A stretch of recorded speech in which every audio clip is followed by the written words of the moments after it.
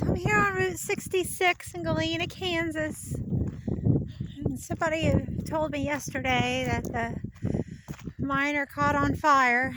And as we see, unfortunately, that is the truth. Today is March 2nd, 2022. I guess they're going to rebuild the guy. I'm not sure what happened. I guess his axe, something sparked inside and it caught on fire. I'm so sad about it.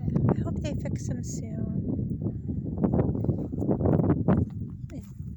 Is a tree next to him or something? So what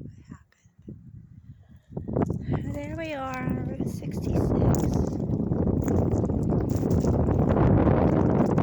We got a coal miner down. Route 66, Galena, Kansas.